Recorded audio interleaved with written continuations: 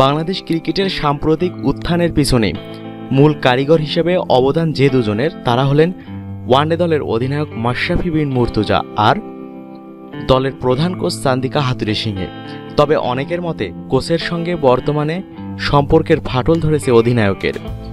তবে এমন ধারণাকে রীতিমতো তুড়ি মেরে উড়িয়ে দিয়েছেন স্বয়ং মাশরাফি। তার দাবি, কোচের সঙ্গে কোনো ফাটল বা মনোমালিন্য নেই তার কিংবা দলের কারো।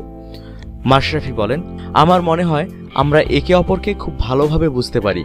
যখন আপনি কারো সাথে অনেক দিন কাজ করবেন এরকম গুজব রটা স্বাভাবিক, এবং আমাদের ক্ষেত্রেও ঠিক সেটাই হয়েছে।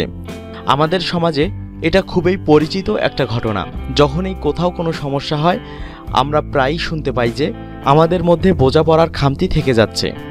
যে কেউ এগুলো বলতে পারে, কারণ এখন যে কারো জন্যই এরকম মন্তব্য করা খুবই সহজ। তাদের থামানোটাও কঠিন, কারণ তারা তো প্রকৃত সত্যটা জানে না।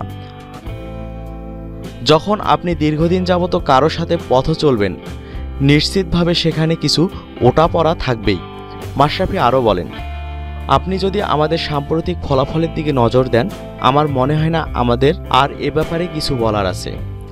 কখনো কখনো এমন হয়েছে যে আমি নির্দিষ্ট উপায়ে একটি কাজ করার সিদ্ধান্ত নিয়েছি এবং তিনিও তাতে সায় দিয়েছেন, এবং আমি যদি ব্যর্থও হই তিনি কিছুই বলেননি। আবার এমনও সময় এসেছে যখন তিনি বলেছেন এটা এভাবে করো, আর আমি বলেছি আচ্ছা তবে এটাই চেষ্টা করে দেখি।